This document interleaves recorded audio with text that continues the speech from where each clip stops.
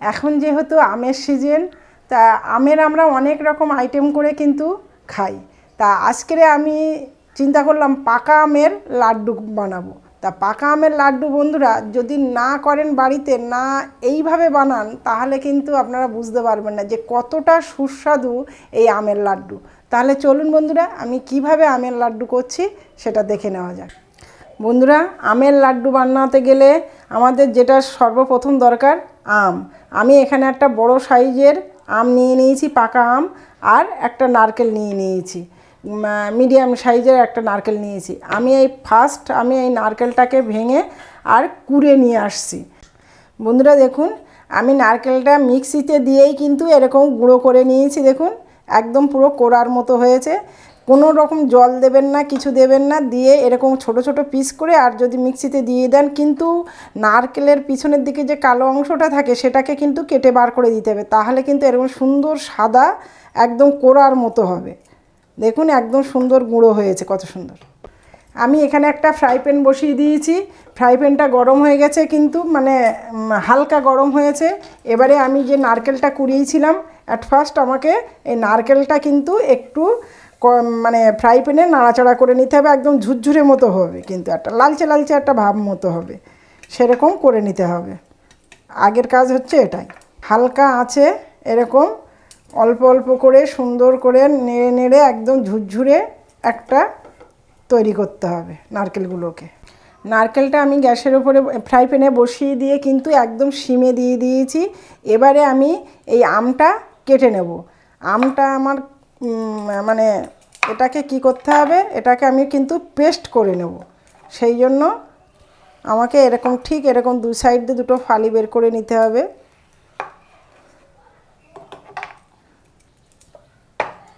নিয়ে এরকম করে চামচের সাহায্যে এরকম করে পুরোটা এর থেকে ছাড়িয়ে নিয়ে আমার মিক্সিতে দিয়ে দেবো। দিয়ে একদম পুরো সুন্দর একটা মিহি পেস্ট করে নিয়ে নেব। আমটা পেস্ট করে নিয়ে চলে এসেছি। দেখুন এরকম একটা মিহি পেস্ট হবে।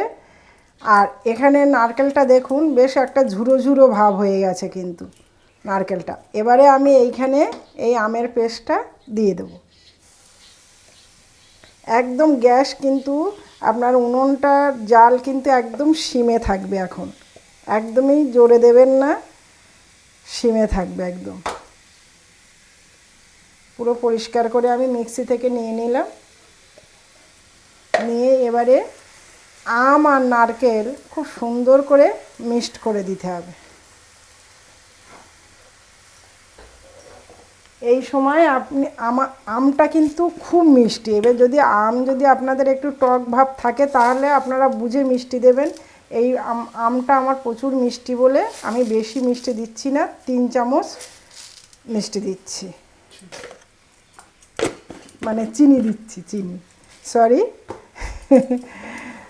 3 চামচ চিনি দিলাম। এইবার ভালো করে সুন্দর করে নারকেল, চিনি এবং আমটা সুন্দর করে মিশিয়ে দিয়ে দিতে হবে। আমরা তো লাড্ডু বন্ধুরা কত বেসনের লাড্ডু খেয়েছি, মতিচুরের লাড্ডু খেয়েছি, কত রকমের লাড্ডু আমরা খাই, কিন্তু আমেরও কিন্তু সুন্দর একটা এরকম রেসিপি আছে যে আমের লাড্ডু। এটা আপনারা বাড়িতে অবশ্যই ট্রাই করবেন, করে দেখবেন কি সুন্দর একটা কিন্তু একটা মিষ্টির আইটেম। এবারে একটু আমি গ্যাসটা একটু মিডিয়ামে দিচ্ছি। যা এবারে সব মিশানো হয়ে গেছে, চিনিটাও গুলতে শুরু করে দিয়েছে, ওই জন্য দেখুন কতটা ঢিলা ঢিলা হয়ে গেছে। এবারে সুন্দর করে মিশিয়ে দিতে হবে। এখানে আমি আরেকটা জিনিস অ্যাড করছি, আপনারা করলেও করতে পারেন, নইলে আপনারা কিন্তু নাও করতে পারেন, কারণ এটা পুরোপুরি অপশনাল। আমি এখানে একটু গুঁড়ো দুধ ব্যবহার করছি, কারণ গুঁড়ো দুধটা দিলে কিন্তু এর টেস্টটা আরও বেড়ে যায়। বন্ধুরা যদি ধরুন আপনারা দিতে চাইছেন না, কোনো দরকার নেই, আপনার এমনিতেই গুঁড়ো দুধ ছাড়াই কিন্তু এই আমের লাড্ডুটা সুন্দর লাগে। কিন্তু আমি দিলাম একটু আরও সুন্দর টেস্টটা বাড়ানোর জন্য।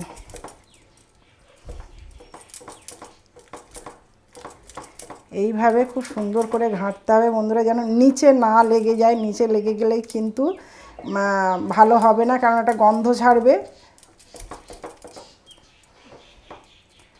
একদম পুরো এই রসটাকে পুরো একদম শুকনো করে নিতে হবে বন্ধুরা। দেখুন আমটা নারকেলটা কিন্তু একদম পুরো এরকম শুকিয়ে নিতে হবে। আর এই বারবার করে এইভাবেই ঘাঁটতে হবে, কিন্তু এরকম সুন্দর করে ঘাঁটতে হবে। কখন বুঝবেন যে আপনার এটা হয়ে গেছে? বুঝতে হবে যখনই আপনার যে কড়াই হোক আর ফ্রাই প্যান হোক এরকম সুন্দরভাবে ছেড়ে দেবে, এরকম সুন্দরভাবে দেখবেন ছেড়ে দেবে, তখনই বুঝবেন যে আপনার লাড্ডুর পুরটা একদম পুরো, মানে লাড্ডুর পুর নয়, লাড্ডু তৈরির জন্য যে ডোটা করছেন সেটা একদম পুরো তৈরি হয়ে গেছে।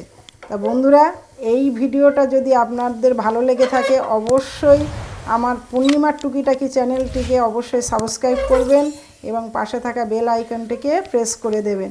তাহলে আমার যত রান্নার ভিডিও যখনই আমি ছাড়বো তখনই আপনাদের কাছে আগে পৌঁছে যাবে। তা বন্ধুরা, আমার কিন্তু আম লাড্ডুর যে ডোটা সেটা কিন্তু তৈরি হয়ে গেছে। এবার এটাকে ঠান্ডা করে তারপরে আমি ফিরে আসছি। আমের লাড্ডুর ডোটা কিন্তু সুন্দরভাবে তৈরি হয়ে গেছে এবং ঠান্ডাও হয়ে গেছে বন্ধুরা। এইবার আমি ছোট ছোট এরকমভাবে কেটে কেটে নিয়ে আমি সুন্দর একটা এরকম লাড্ডুর আকার দেবো।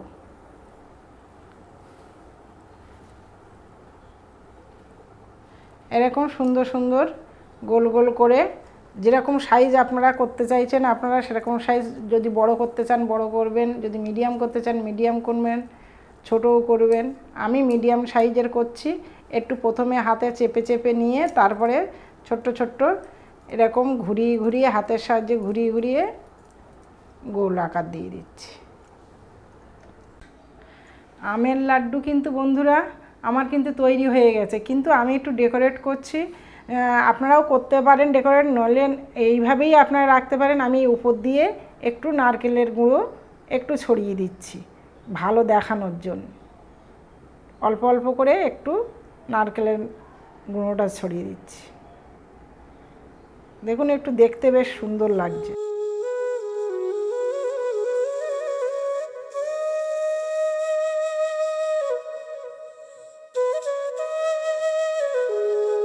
এইবার তার উপরে আমি একটু পেস্তা ছোট ছোট করে কেটে নিয়েছি, একটু পেস্তাও ডেকোরেট করে দিচ্ছি। একটু চেপে চেপে দিয়ে দেবেন, দিলে দেখবেন আরও সুন্দর লাগবে। আমরা যখনই কোনো কিছু খাওয়ার জিনিস অবশ্যই টেস্টটা সুন্দর হবে, তার সাথে সাথে যদি একটু দেখতে যদি ভালো হয় না তখন কিন্তু আরও ভালো লাগে। আমার আজকের আমের লাড্ডু কিন্তু তৈরি কমপ্লিট, ডেকোরেশন দিয়ে সব দিয়ে কমপ্লিট হয়েছে।